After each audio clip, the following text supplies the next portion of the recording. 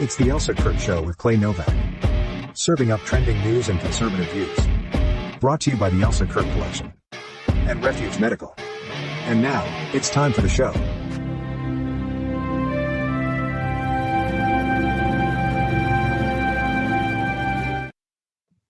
Hey folks, it is Clay here tonight by myself on the Elsa Show with Clay Novak. Elsa is down in Florida doing what she does, her favorite thing in the world, visiting those beautiful grandbabies that she's got down there. So you've got me flying solo tonight. We've got some pretty interesting topics to cover, and we'll just jump right into it right away. Government shutdown, week 3. So obviously, Elsa and I have been covering this for the last couple of weeks, and no progress so far, which is shameful. So there's been 9 votes across Congress to try and at least get the clean resolution through. And again, we've been through this a few times. The clean resolution, which is what is trying to be passed right now, merely keeps the government open. That's all we're hoping for right now. Government stays open, people go to work, people get paid, there's no change to expenditures, there's no adds to the budget, there's no detractions from the budget, none of that. All Speaker Johnson has been asking for the last 3 weeks is a clean resolution that allows Congress to debate a new budget and pass a new budget. That's all they're asking for. It's an extension. That's it. A 6-week extension was how all of this started. And now we're 3 weeks into it and they can't get it passed. They can't come to any kind of agreement. And you can go, there's plenty of graphics out there, folks. Dan Crenshaw threw one up today that I saw on either Instagram or X. I think it was Instagram, where it laid out the members of the Senate who voted for and who voted against. And it is very, very clear when you look at the colors behind each one of the photographs on who's keeping this government shutdown closing. And I can tell you, folks, it's not red. There was, 2 blue and 1 independent that voted for the clean resolution, all the rest red.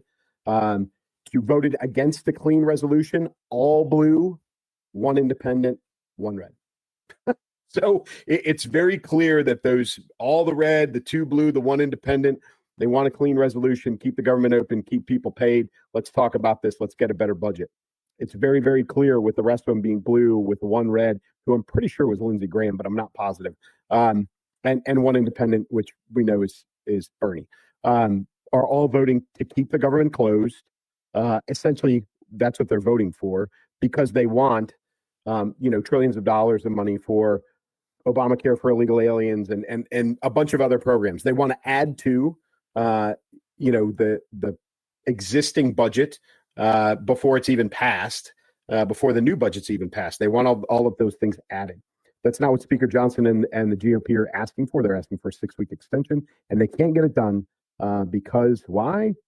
Because the blue, the Dems, won't even agree to talk about it. So there's a hardline game and a little bit of a stalemate. We'll see how long that piece of it lasts. Now, the interesting part about this, beyond the shutdown, is that President Trump is using this to essentially validate the parts of the government that are bloated, are way too large, or in some cases are completely unnecessary. And there's a lot of consternation. There's a lot of backlash over this. In fact, the courts are getting involved about who can be furloughed legally, who cannot be, et cetera, et cetera. And a lot of people are upset because they think that this is some sort of underhanded way to, fire or get rid of people or portions of the government that are unnecessary. Keep in mind, folks, President Clinton, I'm fairly confident that number was in excess of a few 100,000 government employees that he fired during his administration. President Obama fired people during his administration too. President Biden, on the very first day of his administration, shut down the pipeline, fired all the pipeline workers. And do you remember what he said? I think most of us remember what he said, which was learn to code. There was zero sympathy from him and from anybody in his administration about all those pipeline workers being out of work. They didn't care. But now, because President Trump is trying to right-size the government, which is exactly the phrase that President Clinton used when he fired all the government workers, right-size and gain efficiency in the government. Now he's being criticized for it, and they're saying he's been doing it in an underhanded fashion. Some people are actually saying unconstitutional. There's nothing in the Constitution that says you can't fire people during a government shutdown. I don't know where people, everybody bends to the Constitution and says, oh, that's unconstitutional, and there's nothing in there about that. Regardless, that's President Trump is doing that, and I think it's incredibly smart. We can see, all of us, the voters, the taxpayers, can see how our life is being affected or not in many cases, with or without these government workers at work. And if it's not affecting your life, if it's not affecting any of our lives, then we don't need them there. And listen, big gov has gotten bigger in the last 20 years. Between Clinton administration, the bloat during the global war on terror, which I don't give President Bush a pass, right? He didn't reduce the government as much as he probably should have. But then more bloat during President Obama, more bloat during President Biden. It's gotten crazy. And President Trump, he started this with the effort with Doge. We all remember that with Elon Musk, right? Find some efficiencies, get rid of people who aren't adding value. And this is what he's doing. It's another method to get to the same end state. So that's what he's doing. And I applaud it. I am not a fan of big gov. I think, the states should own much more responsibility. I know they don't want to. They want that government funding that is associated with all of this. And that's really what this is about, is money. They want federal money.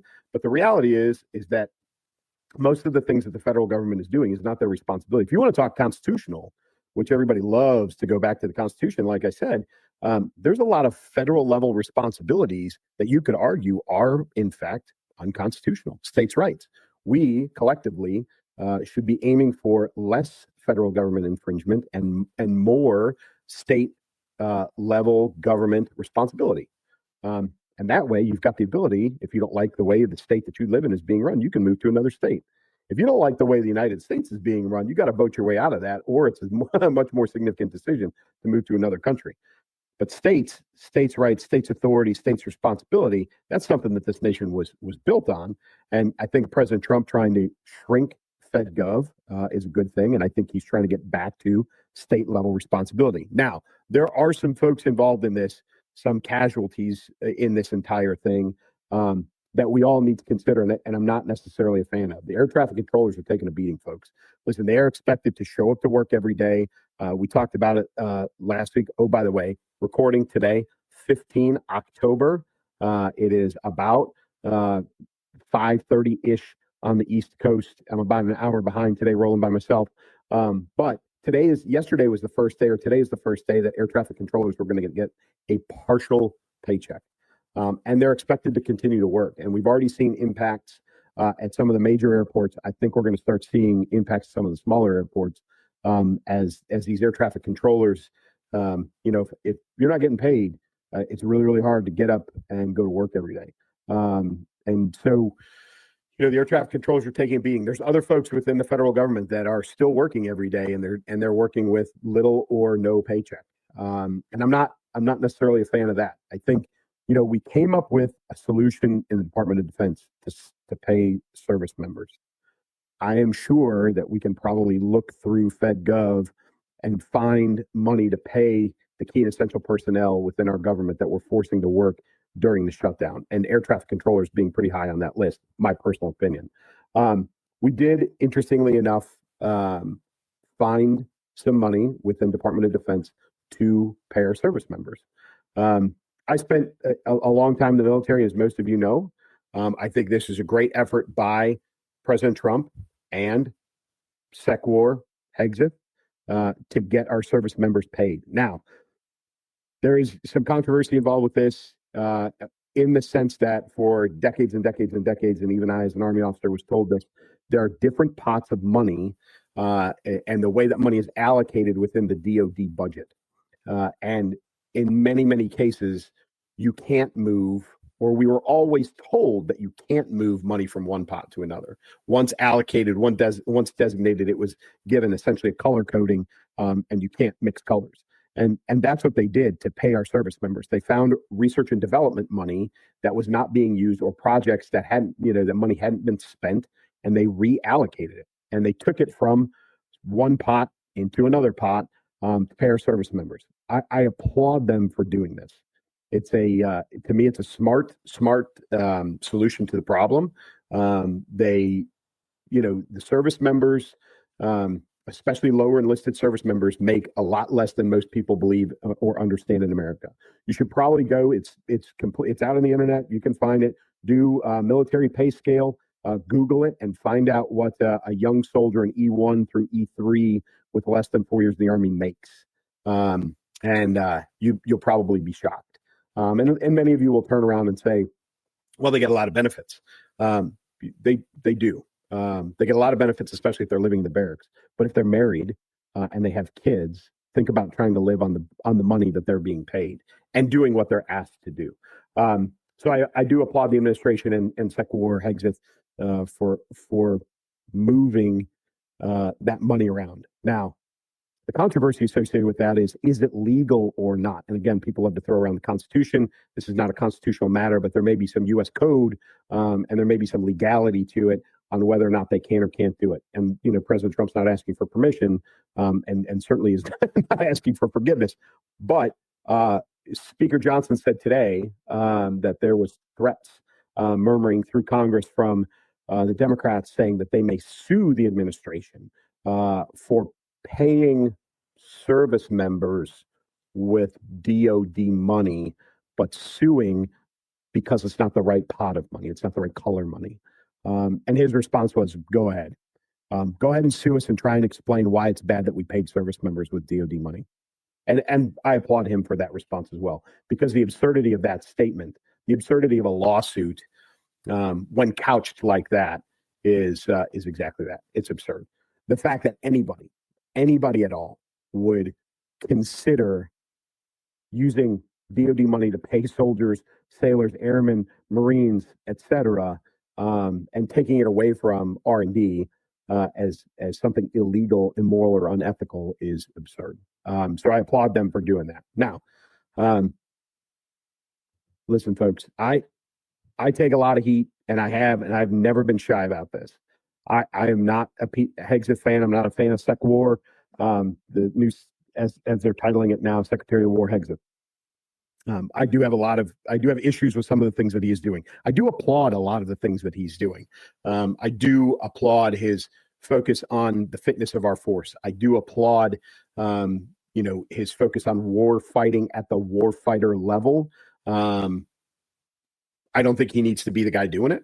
But in this case, a couple of attaboys for him. First of all, is getting our service members paid.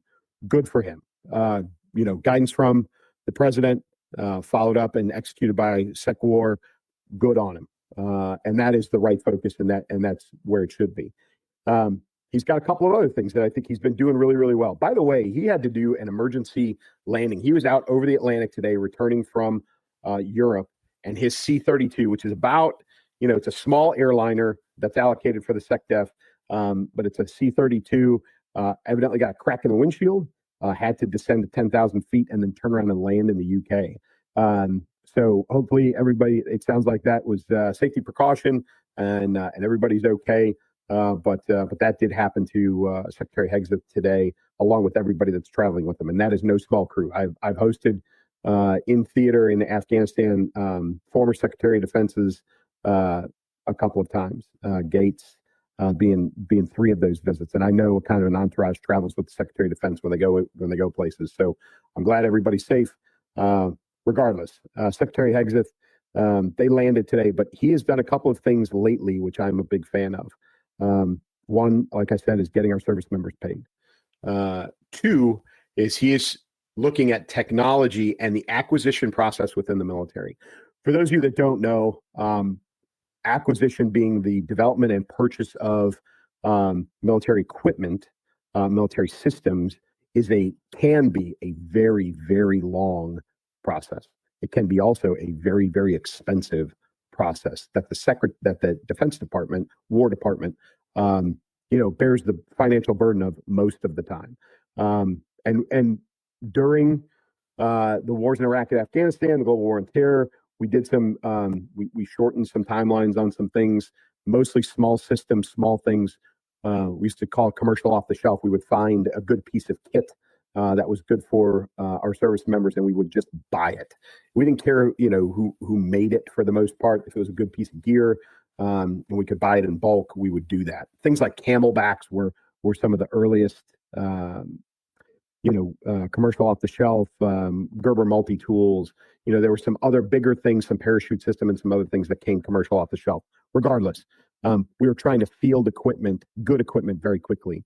In the meantime, while it was going on, we still had the legacy system of developing pieces of equipment and then testing pieces of equipment and then field testing certain pieces of equipment, et cetera, et cetera. And it was a long, drawn out process, and it got very expensive.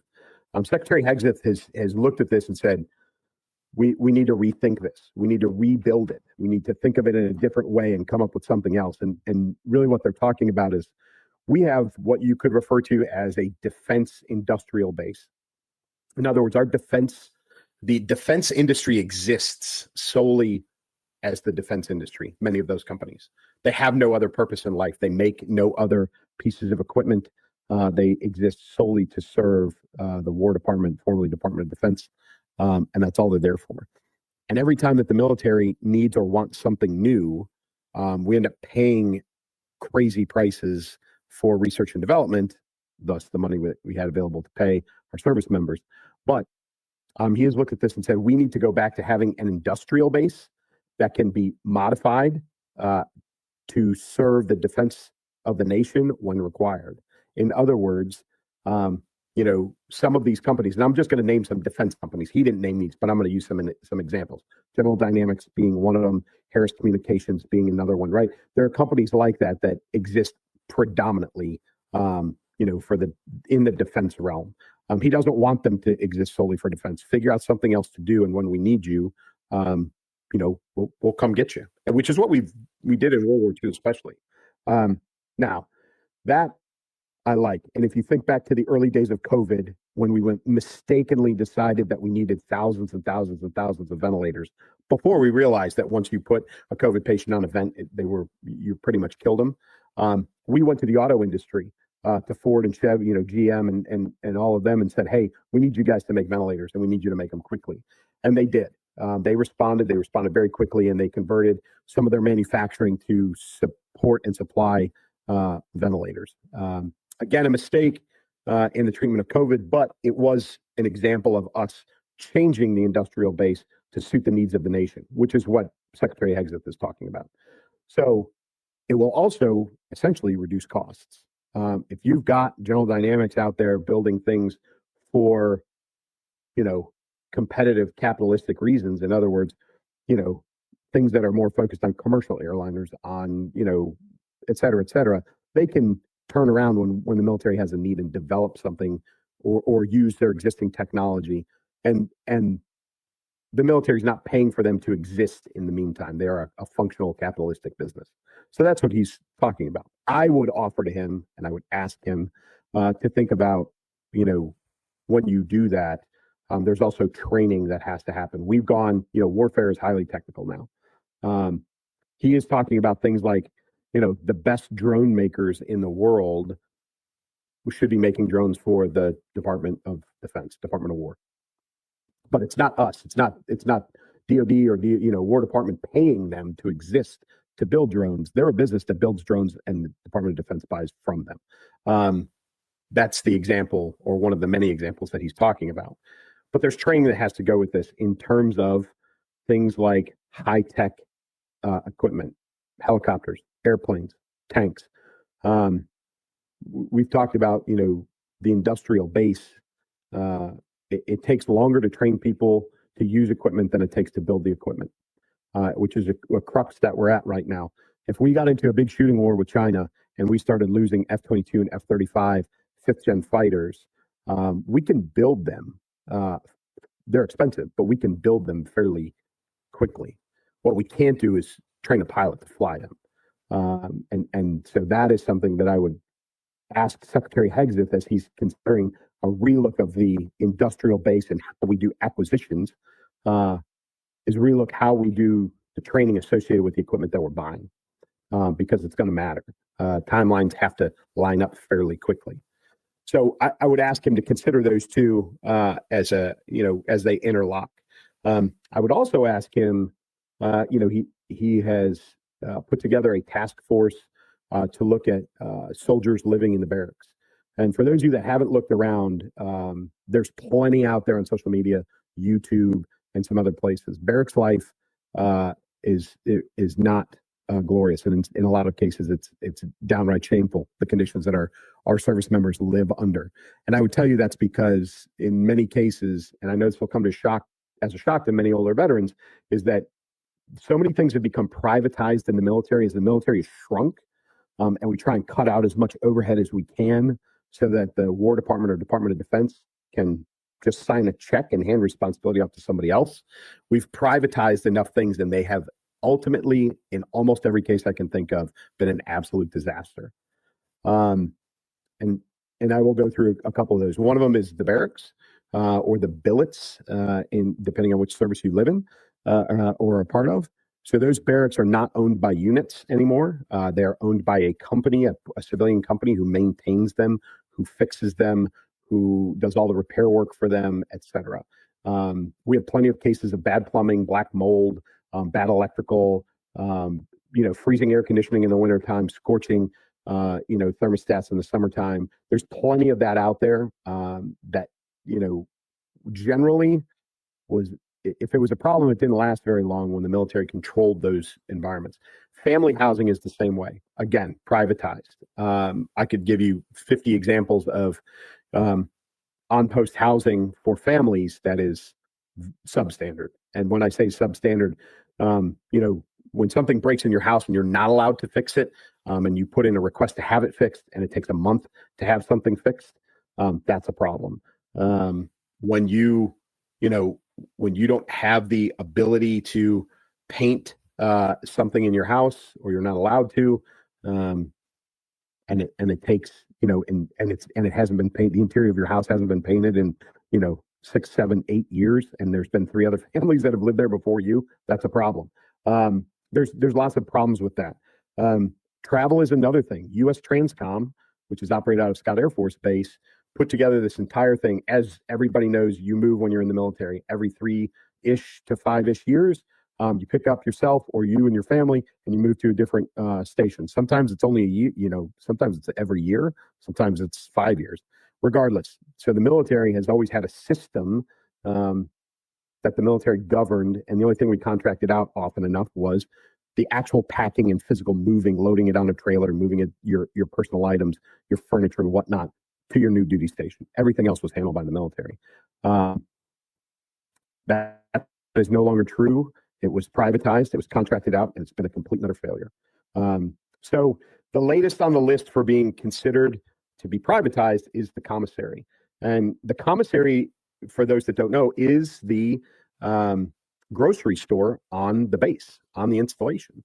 And so the benefit of having that, obviously, single soldiers live in the barracks can usually walk or get a ride to the commissary. Families use it for grocery shopping. You pay no taxes. That is one of the nice benefits, is you're on a federal installation. You pay no taxes on the groceries that you buy. And in a lot of cases, the prices are competitive or better than what you would find outside the gate on the local economy. That commissary system is being considered to be privatized. And so, we're kind of in the same, those of us that know and have experienced it, we're in this anticipatory, this is going to be a disaster kind of mindset.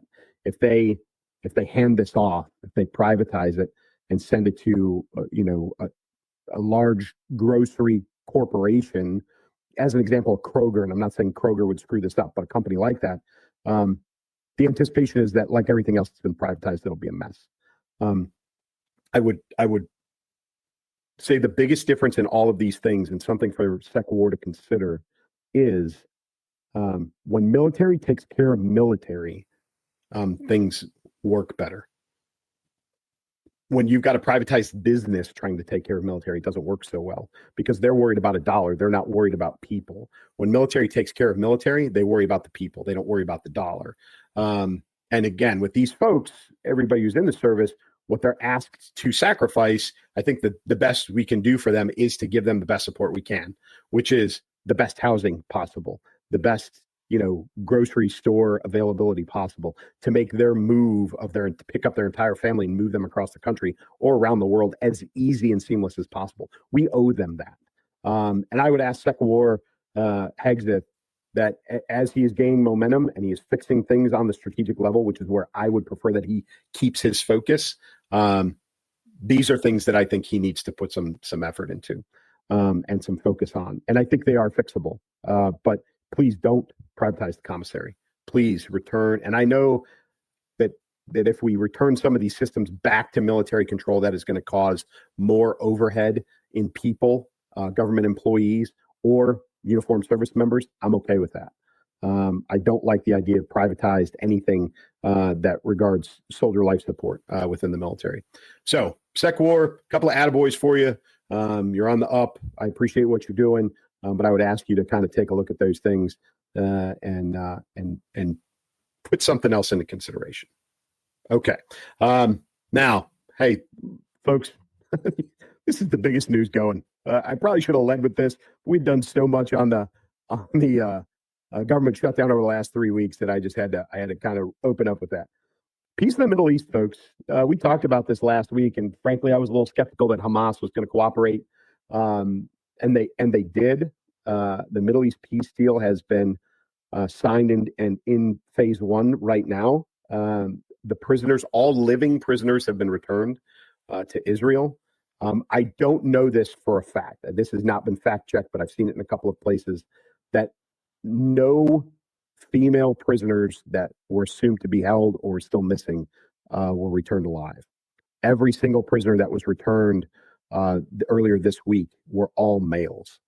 If that is true, that is a statement that is from Hamas. That is something that needs to be investigated. That's something that needs to be looked at and considered. We can't turn a blind eye to the fact, if that is in fact true, that they killed every female and let the men live. That's a significant issue. Regardless, it is good news. There is a ceasefire in place. The prisoners have been returned home, the living prisoners. There are some caskets with the remains of some deceased prisoners that have been also been returned.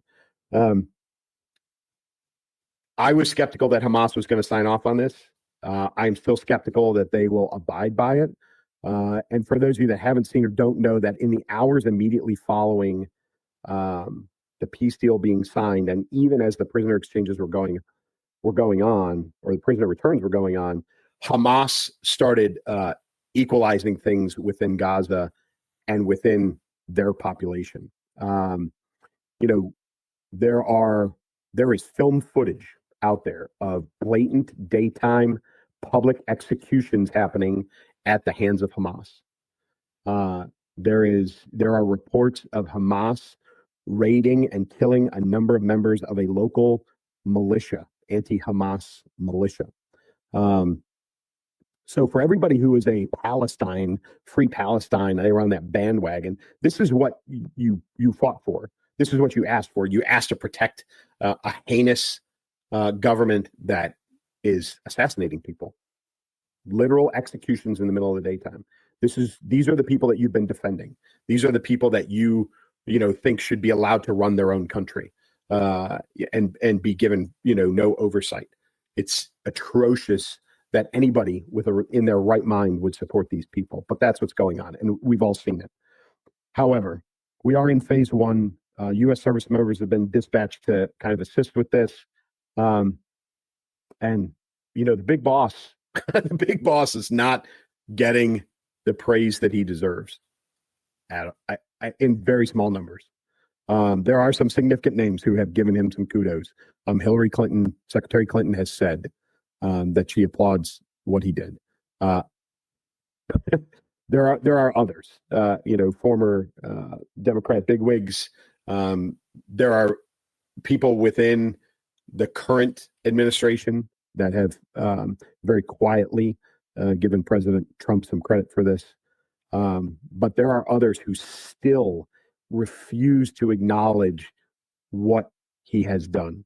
President Biden and Secretary Blinken unbelievably try to assume credit for this.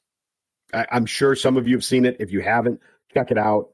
President Biden, in a speech, a public speech talked for a good 3 or 4 minutes about all of the effort that his administration put into this peace deal, and their 20-point plan and all of these other things. And then at the end basically said, and President Trump carried it across the goal line. So really gave the current administration zero credit for any of it. Secretary Blinken said essentially the same thing.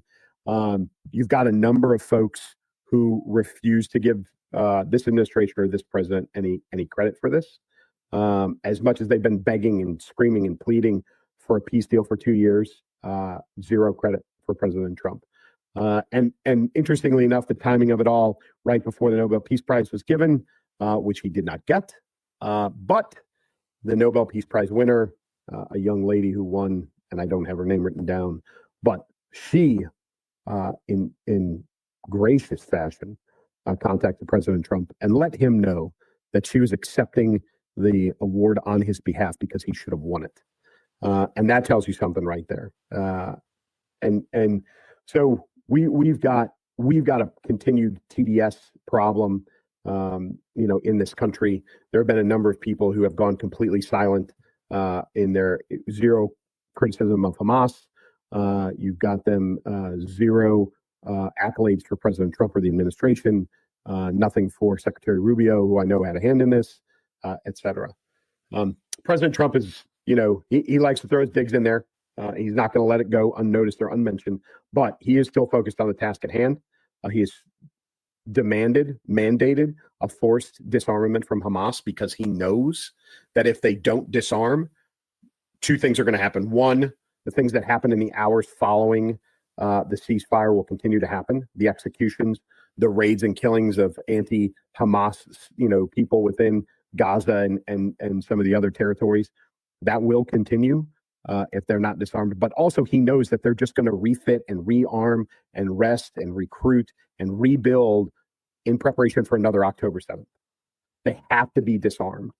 They cannot be trusted to operate freely as an armed, have any kind of armed capability at all. And that's where President Trump is at. And he said it. They will disarm or we will disarm them. So I don't know how long this very frail peace will last. I'm crossing my fingers, folks. I really hope that this has got some staying power. But that disarming mandate from President Trump, appropriately so, will probably cause some consternation and could actually unravel this entire thing. So we'll keep an eye on this as it goes. We can't not. We have to keep an eye on this. It is the Middle East, and a brokered peace deal is unbelievable. It really is unbelievable. He had it right there at the end of the first term, his first presidency, and now within 9 months of this presidency, he's put it back in place, and it's amazing. So kudos to President Trump, Secretary Rubio, everybody else involved. This is good news for the globe. And unfortunately, we'll continue to see anti-Semitism rise within the United States, anti-Jew, bigotry, all of those things. But at least for right now, the killing is stopped, which is all President Trump ever wanted. The killing is stopped in the occupied territories, in Gaza, et cetera. And hopefully we'll start dismantling Hamas and give these people a chance to live a peaceful life, both in Israel and in what is known as commonly as Palestine, not acknowledged as an actual place. Okay, let's turn to some. Geez, this one just irritates me. Bradley Whitford, who is an actor, and truthfully, I don't even know if the guy's done anything. He was on West Wing, so he's in one of those. He thinks he was part of the government at one point in time. I know Martin Sheen still thinks he was the president. He was criticizing President Trump the other day in some absurd fashion. Actors, Bradley Whitlock is, I think that's his name. Yeah, Bradley Whitford, also an actor. He was on The View. Everybody compared his dad, who would have been 110, who was on a minesweeper ship in World War II. He said his dad and the men and women who fought in World War II, they were Antifa.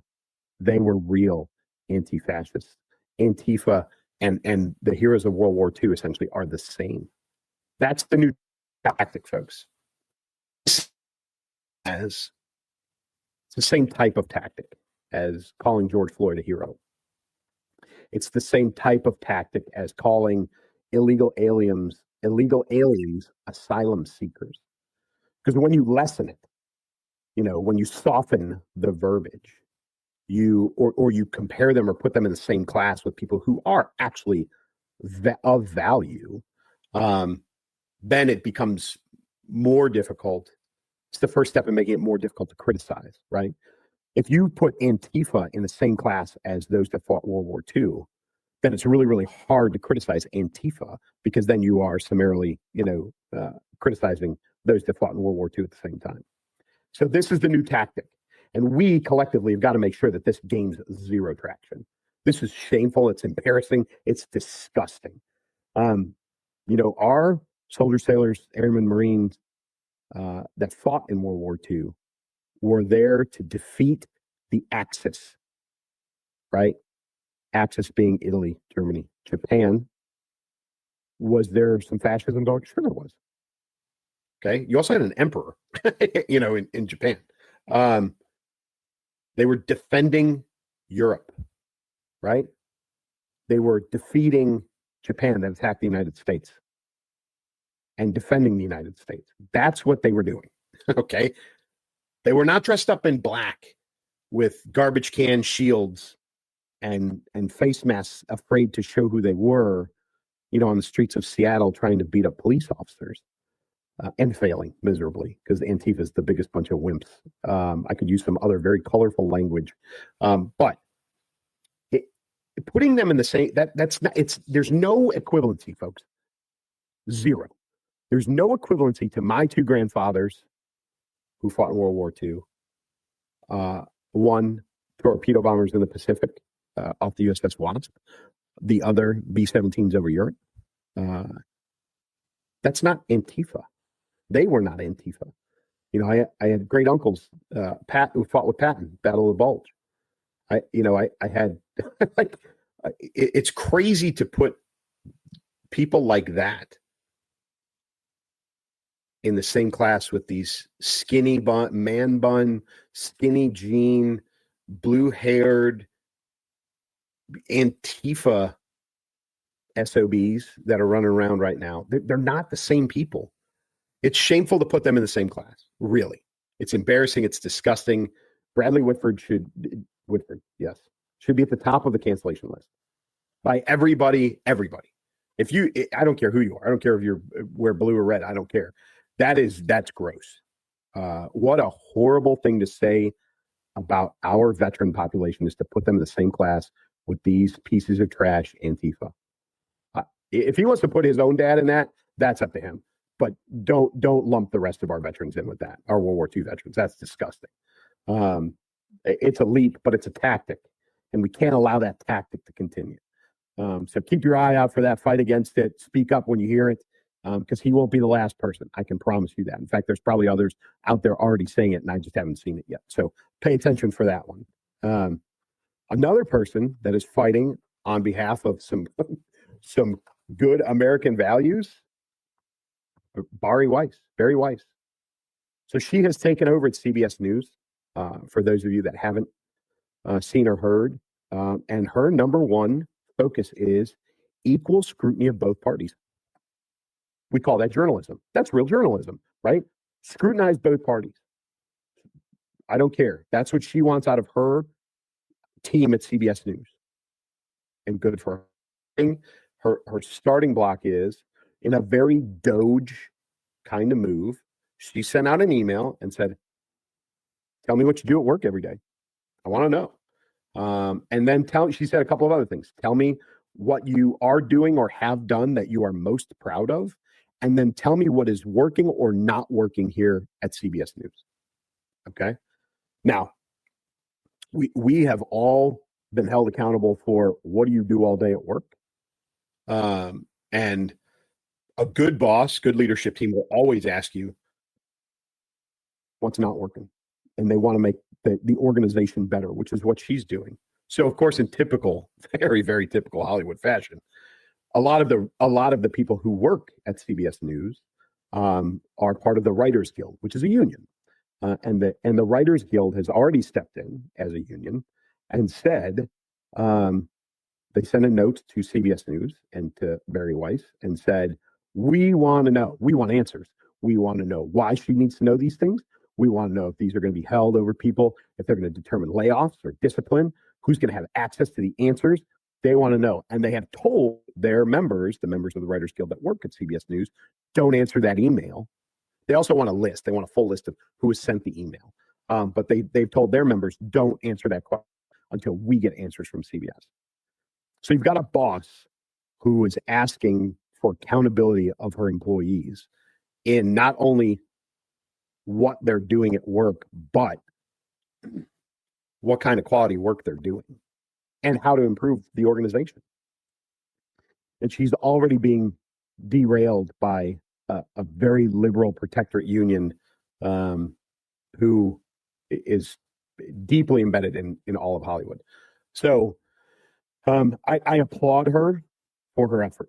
I applaud her for what she's trying to do. She understands intimately that journalism, real journalism, is dying. I think she also understands from a business perspective that if she can turn CBS News back into real journalism, from a business perspective, I think she's got a winner, and I think she knows it. So I don't envy her position. I give a lot of credit for what she's trying to do, and I support that. I've never been a huge CBS News fan, but that, if she can return that, I would watch that. And I think most of us would, because that's all we've been asking for. In fact, Elsa and I have been talking about is the return of real journalism, so that you can get what is truthfully fair and balanced. And again, as long as they go by what she said, which is equal scrutiny of both parties, when you do reporting, political reporting, that's the way it should be. So good for her. One more kind of heavy topic, and this one hit me personally today. I got a phone call from somebody who used to work for me when I was still in uniform to tell me that somebody else who we both worked with had committed suicide earlier this week, a veteran, combat veteran, a lot of combat time, still a fairly young man who carried some demons and succumbed to them just early this week. And so I do this a lot. I speak publicly as often as I can about veteran suicide. We've heard the words or the number 22 a day. And this, 22 a day has been around way too long. It's probably not even accurate anymore. I don't know if it's more or less. But if it's not consistently going down, if that number is not increasing, we as a country, and truthfully, the VA and the War Department are failing. We spend a lot of money on equipment. We spend a lot of money on training. We spend a lot of money on some benefits. I think we need to reevaluate where our money's going, because 22 a day is obviously too many. One a day is too many. We'll never get to zero. I understand that, but this one just hit a little close to home with me today, and I would be negligent if I didn't take the opportunity to say something. So for those that are out there, 988, dial 988.